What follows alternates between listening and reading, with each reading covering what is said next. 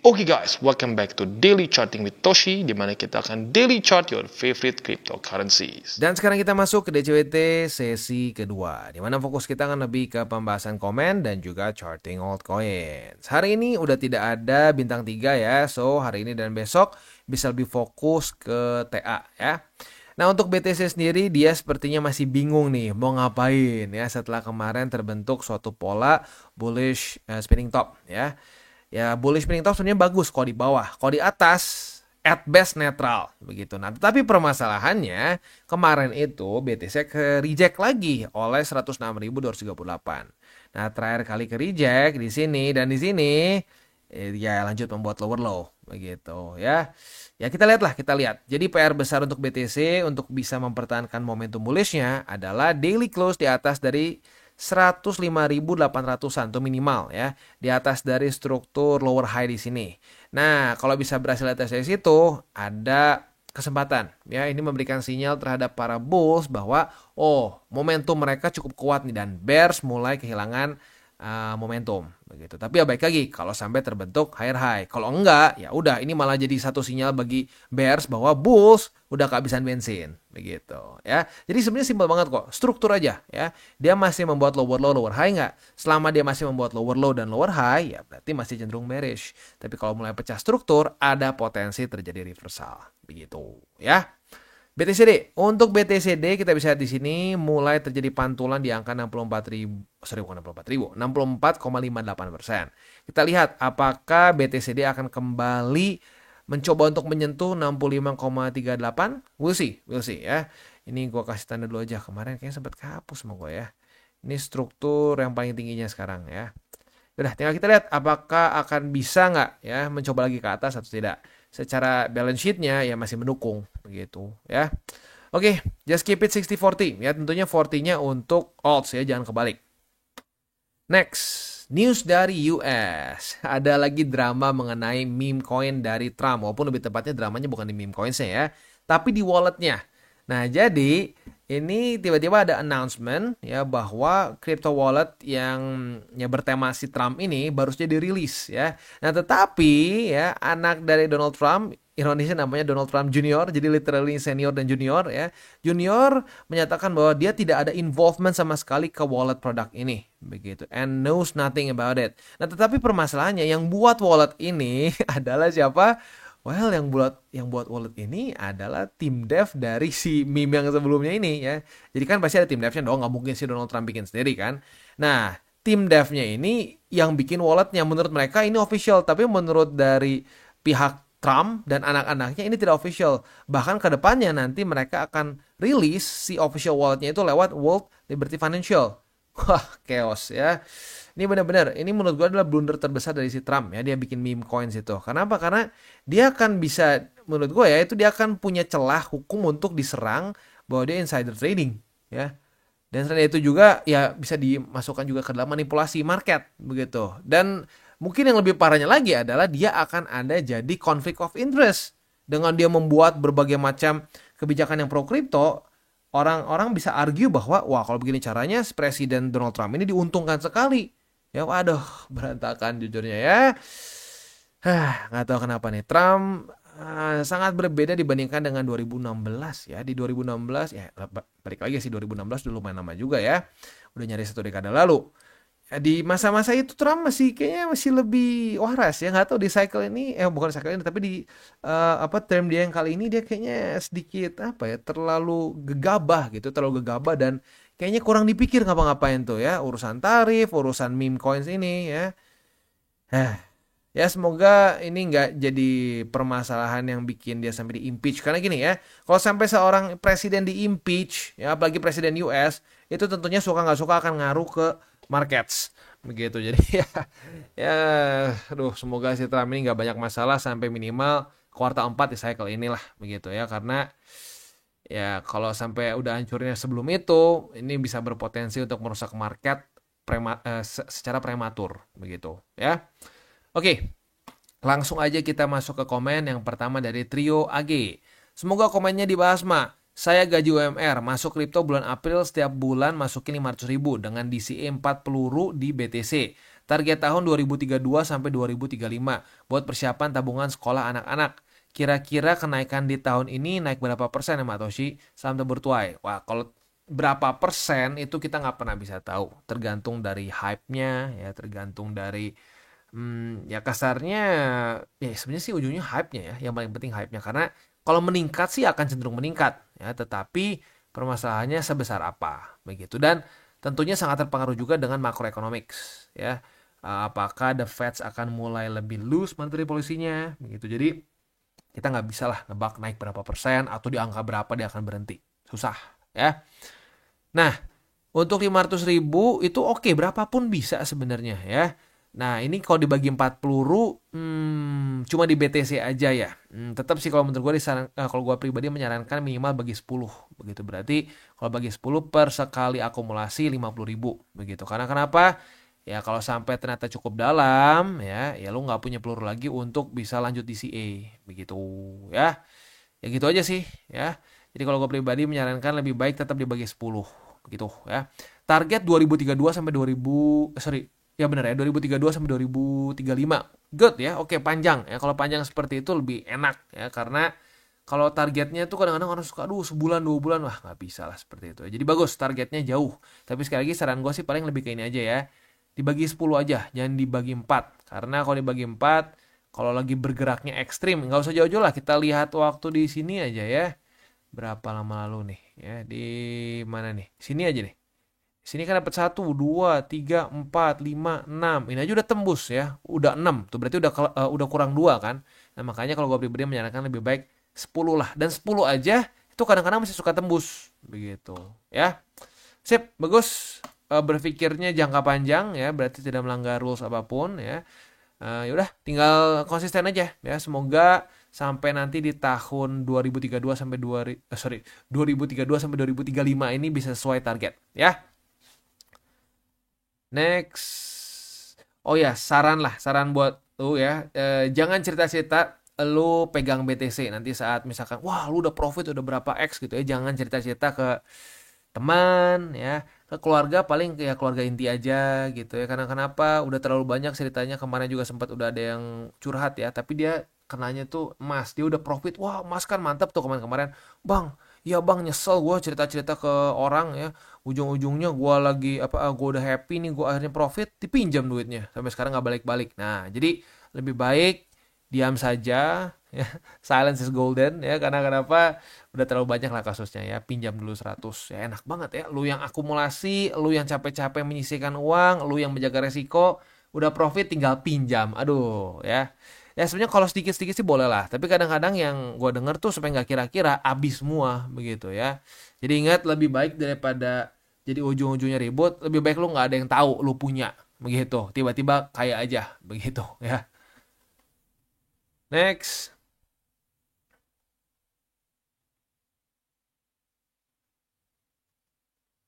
Wah jauh juga. Dari Tulium Lover, Bang Toshi, gue penggemar baru lu dan gue berterima kasih sebelumnya. Apresiasi sebesar-besarnya karena berkat lu gue lebih tercerahkan lagi di dunia kripto. Gue izin nanya 2 pertanyaan bang. Pertama, gue masih bingung gimana caranya nandain garis support atau resisten yang krusial, yang kemungkinan besar market mantul di situ di chart. Sebenarnya gini ya, garis-garis support berarti struktur ya. Kalau struktur sih gampang, ya udah tinggal lu lihat misalkan kayak kemarin di sini. Ini kenapa jadi struktur? Ya karena market berhenti di sini, ya. Di sini dia drop and then ini jadi resisten begitu. Nah, saat dia stop di sini, nah ya ini jadi support. Udah as simple as that aja gitu. Nah, kalau mau ngomong mana yang akan mantulnya kuat dan seterusnya, ya itu sulit juga sih ya. Karena faktanya yang sebelumnya kuat bisa juga jebol. Kayak contoh di sini ya. Ini 91.000 tuh dulu sempat sangat kuat. Mana 91.000? Waduh, mana 91, 91. Oh, sini, sorry. Sini nih ya. Ini di retest banyak sekali. 1, 2, 3, 4, 5, 6 ya. Taunya jebol. Jadi susah kalau untuk menentukan mana yang kuat yang kemungkinan besar akan mantul. Ya, at the end of the day, yang kuat pun bisa tiba-tiba jebol. Gitu ya. Lanjut. Soalnya gue lihat di chart lu banyak banget garis-garis yang nandain support dan resisten yang itu sebenarnya jadi salah satu core untuk entry di market.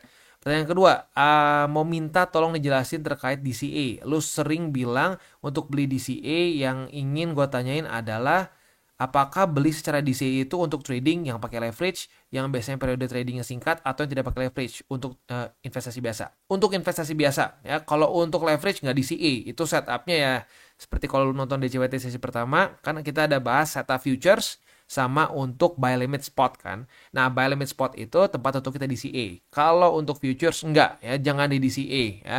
Kadang-kadang orang suka bisa, taunya nggak bisa ngitung ininya, nggak bisa ngitung resikonya, liquid begitu ya. Jadi jangan pakai DCA untuk posisi futures, karena futures itu lebih ke singkat gitu ya.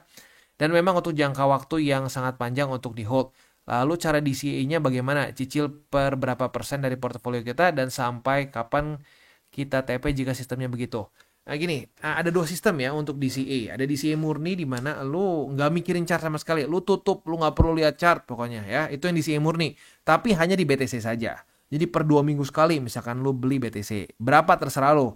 Mau 100 ribu, mau sejuta, mau 10 juta. Terserah lu masing-masing ya. Itu yang murni. Lu ada kasarnya per berapa lama sekali beli gitu ya. Nah itu di TP saat apa? Ya saat sudah kena target finansial lu. Misalkan, bang gue mau bahasa biar lebih gampang itu, gue mau nabung di BTC deh.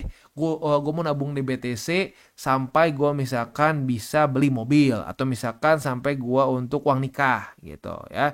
Ya itu di TP saat ya udah cukup duit nikah lo atau duit beli mobil dan lain-lain begitu. Itu untuk DCA murni ya. Nah, kalau untuk yang pakai TA, ya ngikutin DCBT sesi pertama. Ya, kalau untuk BTC, lu bisa lihat di mana aja support yang ada. Nah, dari 10, dapat dari duit yang lu punya, duit dingin yang lu punya, yang sudah lu sisihkan, itu dibagi jadi berapa peluru. Misalkan lu punya dana 1 juta, lu bagi jadi 20 peluru, gitu ya. Berarti per sekali nembak itu goban, ya berarti 50 ribu, ya. Nah, ya udah per setiap kali dia retest, misalkan di sini nih, ya kemarin kan kita dapat kita tes berapa nih? 1, 2, 3 ya, 3 support. Nah, berarti kita harusnya udah beli 1, 2, 3 posisi. Begitu ya. Nah, itu pakai dana dingin yang sudah lu pisahkan, dibagi menjadi ya sebenarnya minimum 10 boleh lah. Ya, berarti kalau dana 1 juta per sekali akumulasi 100 ribu ya. Tapi kalau gue pribadi menyarankan lebih banyak tuh sebenarnya lebih oke, karena lu punya nafas yang lebih panjang, terutama kalau lu nggak cuma di BTC aja. Kalau lu ada di alts dan lain-lain, itu udah wajib lebih dari 10 gitu ya. Sip. Oke, thank you. Ada super thanks dari Dry87 ya. Sekali lagi gua akan ingatkan lagi bahwa di TCI tidak ada namanya grup berbayar, tidak ada namanya grup VIP. Maka super thanks seperti ini, lalu bagi lo menggunakan link referral kita di bawah, itu sangat membantu perkembangan dari TCI. Jadi sekali lagi thank you ya. Bang Toshi mau thanks karena kasih edukasi gratis, bukan kelas-kelasan. Selamat bertuai. Dan mau tanya strategi exit plannya gimana? Apakah DCA juga exitnya di bulan November sampai Desember jadi pakai siklus waktu, atau pakai T indicator apa yang menandakan market sudah top? Seperti bearish kan ada indikator di weekly close di bawah MA50 safety belt kita. Nah ini satu-satu ya, gue jawab dulu. Nah jadi sebenarnya kalau kayak DCA pun kalau TP pun ya kita sudah TP beberapa kali ya. Contoh BTC kita TP udah berapa nih? 1, 2, 3 ya. 4 kayaknya, 4 kali begitu. Ya walaupun udah gue reakumulate lagi begitu ya. Nah, nanti gini sebenarnya, saat lu di bulan November Desember keluar SOP TP, nah TP-nya lebih besar begitu. Bahkan kalau gue seringnya udah sampai di November Desember kuartal 4 tahun ini ya, post halving year berarti ya. Nah, gue akan TP almost everything begitu. Ya nyari semuanya. Gitu gak ya. Nah, jadi itu sih kurang lebih ya untuk TP-nya seperti itu ya. Mau disisain sedikit boleh, tapi kalau sampai mau sisain hanya BTC aja, jangan sisain alts. Karena alts udah terlalu banyak lah orang yang bermimpi altsnya nanti di cycle selanjutnya akan wah fantastis bombastis, yang ada malah masuk kerak neraka ya. Udah banyak lah contohnya, Decentraland, Sandbox, Raca, you name it, banyak sekali dari cycle sebelumnya yang luar biasa. Wah, tadinya tuh dielu-elukan, sekarang mati total. X Infinity juga tuh, ya. Kemarin saya sempat khawatir melihat double top, takut seperti 2021. Habis double top langsung bear. Kan suka seperti history repeat seperti top market di kuartal 4. Nah, gini ya. Sebenarnya 2021 itu tuh menurut gue ya, ini bukan double top ya. 2021 ini bukan double top ya. Dia pecah struktur aja. Karena gini, kalau ini dibilang double top ya, apa yang membedakan double top sama suatu aset membuat higher high? Ya kan? Nah, jadi sekali lagi kalau menurut gue pribadi 2021 ini bukan double top ya. Ada beberapa yang ngomongin double top, tapi kalau menurut gue double top tuh seperti ini. Ini ada struktur, set, dia ke reject lagi di sini, nggak berhasil tembus, begitu. Ya, kalau nggak jadi rancu. Nah, yang membuat dia akhirnya jadi bearish apa? Ya di sini, dia ternyata gagal membuat suatu higher low, tapi malah jebol dan membuat lower low, begitu. Jadi sekali lagi, kalau gua pribadi melihatnya 2021 ini bukan double top, ya. Dia membuat higher high di sini. Nah, tetapi waktu dia mau membuat higher low, gagal. Kenapa gagal? Kalau menurut gua sih gara-gara teori cycle, karena memang sudah waktunya. Begitu. Dan itu rapi sekali ya di kuartal 4 post halving year begitu. Ya, tapi sekali lagi kalau gue pribadi melihatnya ini bukanlah double top. Sama seperti di sini, ini juga bukan double top menurut gue ya. Karena kalau ini double top ya, kalau ini dianggap double top, balik lagi gimana membedakannya dengan higher high begitu. Jadi rancu, takutnya orang bingung ya. Sekali lagi lah, coba kita lihat. Kita objektif aja misalkan di monthly nih, kan di monthly katanya ya. Kalau begini dibilang double top ya, apa bedanya sama higher high ya? Apa bedanya ini dengan misalkan di sini nih ya, dia membuat higher high begitu ya. Sulit. Jadi hati-hati ya. Sip.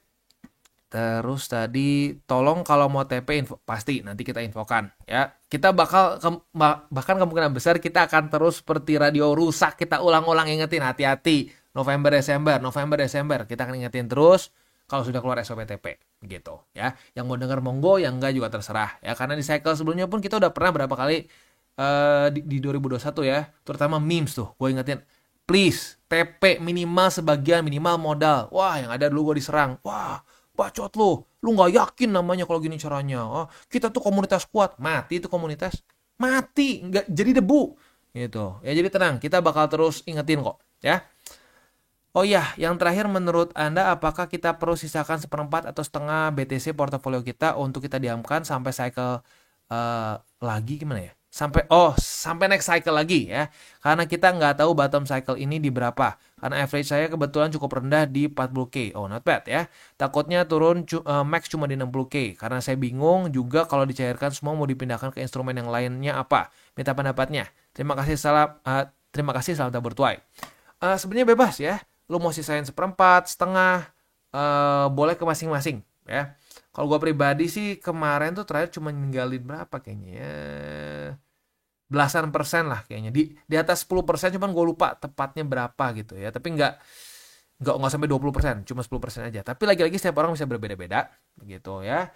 Tapi yang penting satu, tinggalkannya BTC aja, jangan tinggalkan alts-nya TP semua begitu ya.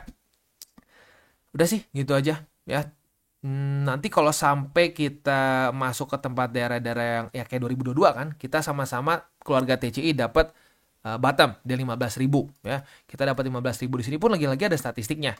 Jadi nanti saat udah waktunya kita akumulasi dengan signifikan pun kita akan bahas lagi kok, tenang aja ya. Next, Olaf FYP ya. Bisa juga bang, win rate 100%. Wah, gimana caranya nih? Tapi belum tentu 1 bulan, 1 kali trade. Yang dibuka signal cuma yang obvious aja. Alasan gak ngasih sinyal karena market sedang Trump jadi saya tidak kasih sinyal. Bayar subscription 1 tahun, kasih sinyal 3 kali, win rate 100%. Ya bisa juga sih, bisa juga ya. Tapi dulu sempat ada yang curhat loh ya. Bang, gila nih bang, gue beli kelas begini-begini ya. Udah berapa bulan bang, gak ada sinyal sama sekali nih bang. Ya kacau nih. Ya emang ada juga sih seperti itu mungkin ya.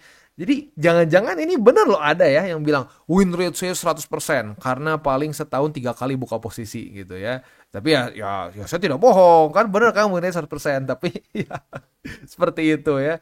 Ya bisa aja sih. Tapi intinya satu lah ya.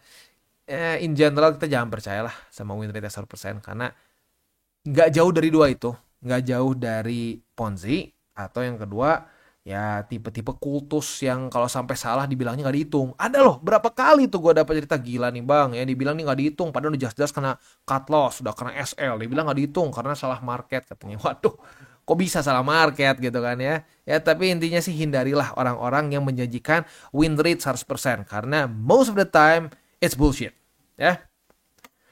Next dari Chandra, kripto itu uang mengalir dari yang kurang sabar, petuah dukun, mental judi ke orang yang sabar, yang pakai logika dan data. Wah, mantap benar sekali ya. Ini modifan dari modifan dari quote-nya si Warren Buffett ya. Apa namanya, dari orang yang tidak sabar ke orang yang sabar. Tapi benar sih ya, bukan cuma orang yang sabar doang, tapi dari yang suka pakai dukun ya, mental pejudi ke orang-orang yang pakai logika dan mau spend time in the market ya, bener banget, setuju ya. Next, oke, ada dari Rashid Nabil. Mata Bang, semangat terus bikin edukasinya. Buat teman-teman juga, semangat terus pantengin channel Abang Toshi ini. Dan like is number one is in every single video. Mantap ya. Tanya Bang, aku kan pakai broker Exness ya. Jadi harga aset otomatis beda. Nah, apakah entry harus disesuaikan di support resistennya Bang? Eh, yang Abang Toshi setel apa ngikutin broker yang dipakai? Thanks Bang. Sebenarnya lebih bagus ngikutin broker yang dipakai ya, dan kadang-kadang bisa ada yang bedanya tuh beda ekstrim juga begitu. Jadi kalau sampai bedanya ekstrim ya lebih baik ngikutin di tempat lu trade begitu ya. Sip, bagus pertanyaannya ya. Jadi ya gitu ya, sekali lagi gue ingetin ya, lebih baik ngikutin di broker lo, apalagi kalau broker lo sangat berbeda begitu. Biasanya kalau broker tuh cukup beda ya dibandingkan dengan exchanger. Kalau exchanger misalkan yang sama-sama gede gitu ya, nggak akan terlalu ekstrim berbeda begitu ya. Sip. Next dari Tulium Lover. Bang Toshi, semoga sehat selalu dan lancar rezekinya. Gua pengen nanya Bang, gimana cara ngakalin nentuin SL Bang biar nggak kena misal kalau terbentuk wick panjang nantinya. Soalnya pas gua coba untuk setup SL itu ada batasnya, nggak boleh lebih dari tertentu dan biasanya perbandingannya dengan TP itu lebih kecil SL. Oh gitu ya. Gue selama ini SL nggak pernah ini sih. Gue selama ini SL nggak pernah sampai nggak boleh sih ya. Gue pernah coba gue. Dulu gue pernah coba ya. Gue cobain SL-nya, kasarnya gue buka posisi nih ya. Gue lupa tepatnya di harga berapa. Pokoknya gue SL-nya nggak make sense lah. Di 10.000 or something tetap bisa sih sebenarnya ya. Nggak tahu nih. Mungkin ya setiap broker, setiap exchanger berbeda-beda ya. Ya mungkin boleh pertimbangkan ke yang SL-nya tidak dibatas seperti itu mungkin ya. Karena kalau gue pribadi nggak pernah punya perasaan nggak pernah punya permasalahan seperti itu. SL gue boleh taruh di mana aja basically ya.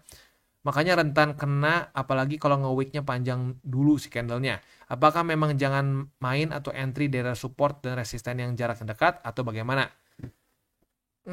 Ya baik lagi sih nggak tahu, kalau gue SL gue pribadi gue bisa taruh di mana aja gitu, di angka yang nggak make sense pun bisa ya, dia tinggal bilang aja ya kalau sampai lo pasang SL di sini minusnya sekian begitu ya.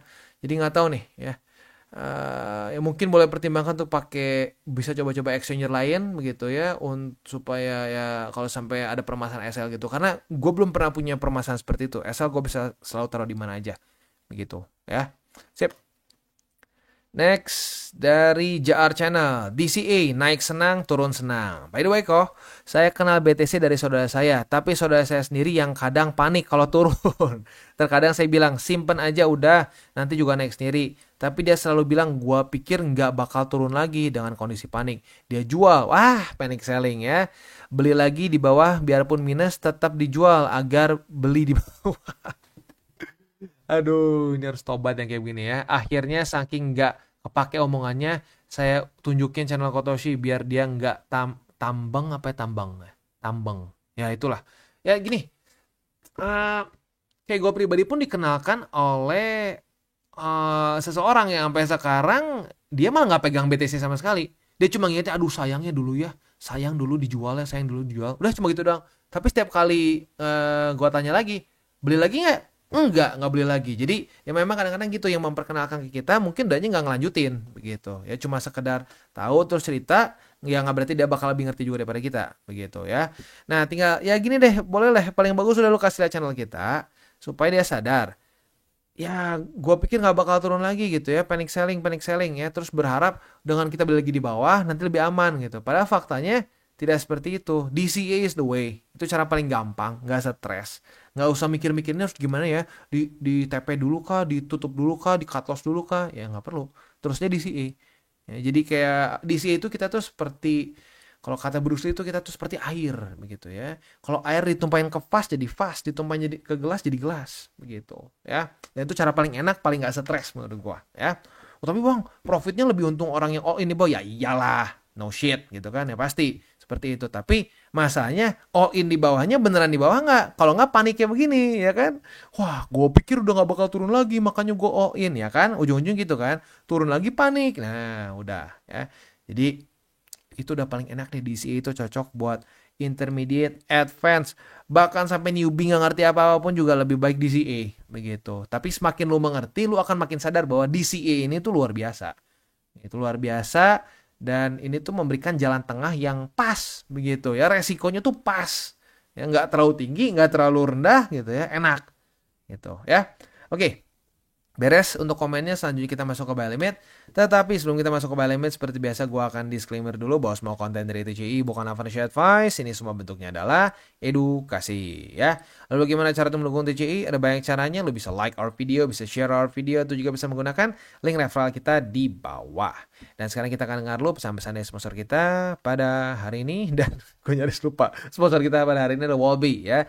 Jadi Wallby ini adalah suatu platform untuk kita trade futures mainly ya, walaupun juga ada spot tapi fokusnya lebih di beams ya. Nah, untuk Wallby ini sendiri karena dia fokusnya di futures, jadi lebih cocok untuk orang-orang yang sudah intermediate sampai ke advance ya. Buat yang newbies belajar dulu spot pelan-pelan, udah ngerti TA, ngerti fundamental, monggo ya. Bisa futures pelan-pelan ya. Nah, yang unik dari Wallby ini, mereka itu menggunakan AI ya, atau minimal lo bisa pertimbangkan untuk menggunakan AI-nya ya. Mulai dari lo bisa minta bantu untuk di set TP dan SL-nya ya. Bahkan sampai full-fledged AI di mana lo tinggal buka posisi udah langsung ada TP SL-nya dan ini semua dikendalikan oleh AI. Dengan berbagai macam jenis resiko, ada yang low risk, ada yang medium risk, ada juga yang high risk ya. Nah, kalau pengen coba sih lebih baik coba yang inilah, si Mami. Ini yang paling konservatif dan biasanya ya baik lagi ya karena konservatif ya. Kalau profit ya juga nggak terlalu besar, kalau sampai loss juga ya nggak terlalu besar juga gitu ya. Keuntungannya apa? Udah ada TPSL jadi nggak pusing. Nah, tapi kerugiannya apa? Buat lo yang sudah bisa trade ya sebenarnya lebih enak trading futures normal begitu ya.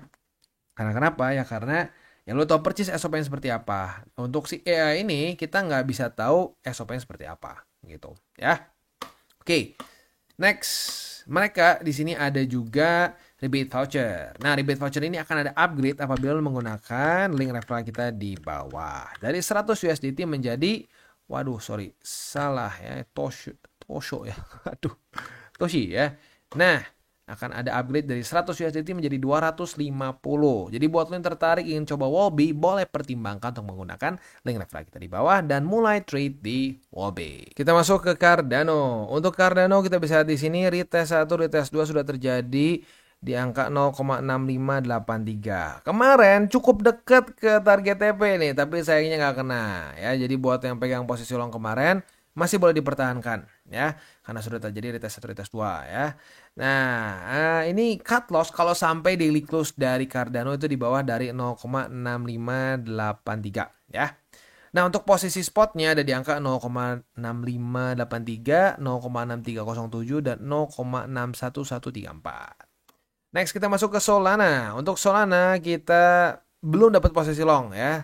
Masih dipasang limit karena ya kemarin baru retest pertama. Di sini reclaim ya. Nah, jadi apabila terjadi retest kedua, kita bisa buka posisi long.